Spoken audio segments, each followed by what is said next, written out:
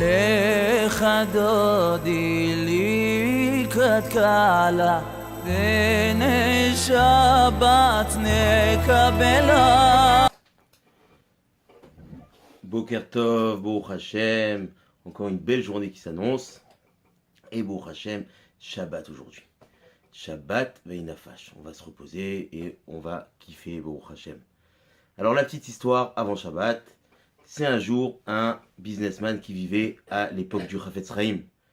Et cet homme-là qui avait beaucoup d'argent, il ne respectait pas du tout les mitzvot.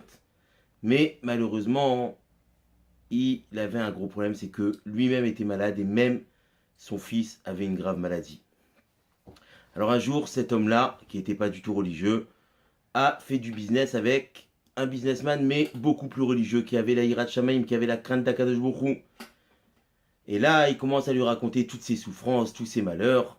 Et le businessman religieux, il lui dit, tu sais mon ami, il y a un rave ici qui s'appelle le Chafetz Chaim.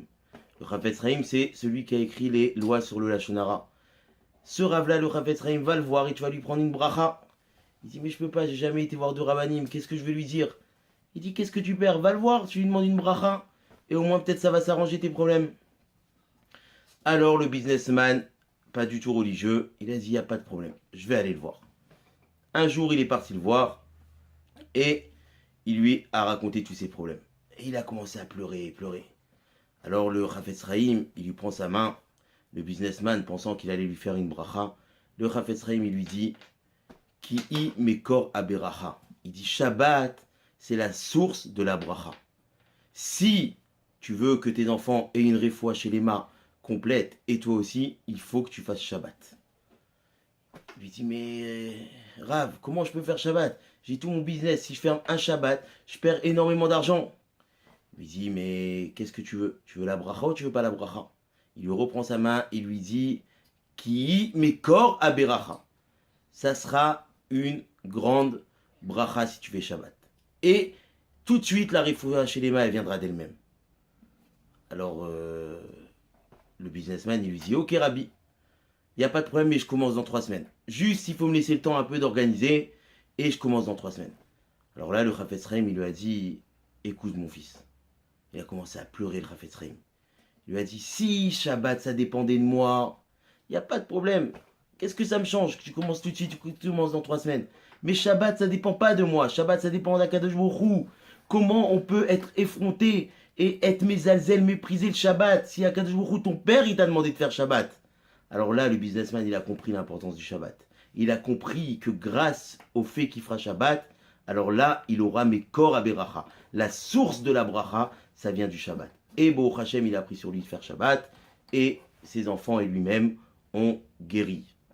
Donc, il faut savoir que quand on dit quelque chose, Chachamim, ils disent qui mekor aberacha, que Shabbat, c'est la source de la bracha, et bien, c'est pas des ch'tiotes, c'est pas des bêtises. Tout ce que Chachamim disent, c'est vrai. Et il y a des preuves. Donc, Shabbat, c'est la source de la bracha. Donc, essayons de bien faire Shabbat. Baruch Hashem, on est une communauté où, plus ou moins, chacun essaye de faire au mieux pour faire Shabbat. Mais étudions les halachot, les lois pour faire Shabbat au top et avoir une grande bracha. Alors, on va faire 2 petites halachot très importantes. Il y a 2 mélachot dans Shabbat. La mélacha de Koréa de déchirer et la mélacha de Mechater de couper avec précision. Ça veut dire quoi? Je vous pose une question. Est-ce qu'on peut couper du papier toilette Shabbat? Alors, que ce soit sur les pointillés, parce que ça vient Mechater, c'est couper avec précision, c'est assour.